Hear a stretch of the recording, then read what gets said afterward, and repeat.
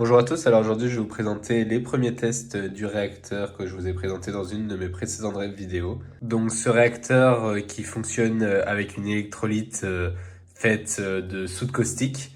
Ce réservoir n'a aucun problème, contrairement à un autre que je vais vous présenter dans une autre vidéo, car il n'y a aucune place en PLA et tout a été fait à partir de plaques de plexiglas qui du coup supportent les OPH. Comme les plaques entre l'anode et la cathode sont espacées de presque 1 cm dans ce réservoir, de l'eau du robinet ne suffit pas à faire une électrolyse car la résistance de l'eau est trop grande. Cependant, avec la même solution, du coup à 20% de soude caustique, avec de l'eau déminéralisée, on obtient un résultat très concluant. Pour avoir une solution à 20% donc de concentration, il faut savoir le volume du réservoir. Pour un exemple, si on a un volume de 100 ml, il nous faudra 20 ml de soude caustique pour 80 ml d'eau. On va supposer la masse de l'eau et de la soude caustique à 1 litre égale 1 kg. Donc la première étape, c'est de peser à vide le réservoir, de faire une tare,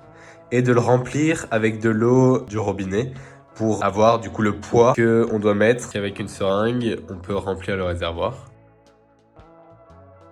Et donc on obtient le poids final à mettre dans le réservoir. Donc pour moi je vais l'arrondir voilà, à 30 grammes. Donc pour 30 grammes j'ai 24 grammes d'eau et 6 grammes de soude caustique. Du coup, le tout me fera environ à peu près 30 ml de liquide pour remplir mon réservoir. Faut bien faire attention, c'est que le mélange de l'eau au pH 7 et de la soude caustique au pH 14 sous format du coup solide est très exothermique, donc dégage beaucoup de chaleur et peut même faire bouillir l'eau. Donc il faut surtout pas mettre l'eau dans la soude caustique, mais mettre la soude caustique dans l'eau pour pas qu'il y ait de projection. On peut donc mélanger la soude caustique et l'eau très délicatement, bien mélanger, faire attention aux vapeurs, donc bien être dans un endroit aéré. Donc voilà, j'ai mélangé, j'ai attendu que ça refroidisse parce que du coup ça chauffe suffisamment et maintenant on va pouvoir le mettre dans le réservoir. Petit aparté, j'ai mis quelques gouttes de ce liquide là sur mon tapis, j'ai voulu nettoyer. Voilà l'état de l'éponge à la fin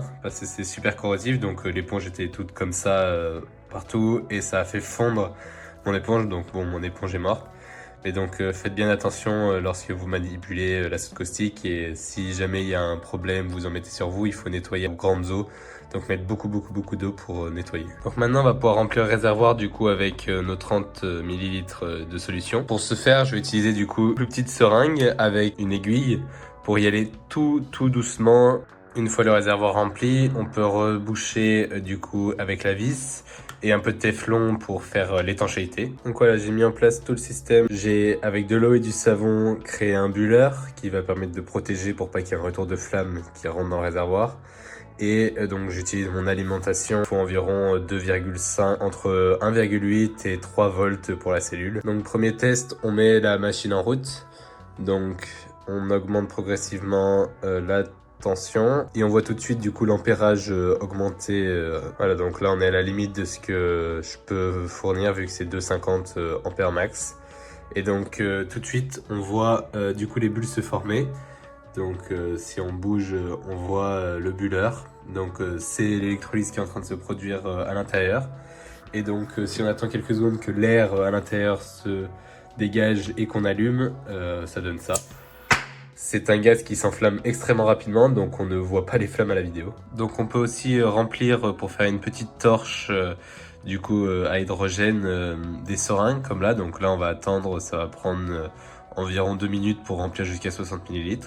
Et après du coup il faut utiliser une aiguille comme celle qui est posée sur cette seringue. Donc voilà, on est aux 60 ml, donc on peut vider. Et donc il faut bien boucher parce que comme l'hydrogène est très volatile, on remet pour pas qu'il y ait de problème dans le buller. On bouche avec l'aiguille, on allume et voilà. Et on obtient du coup une belle flamme donc d'hydrogène.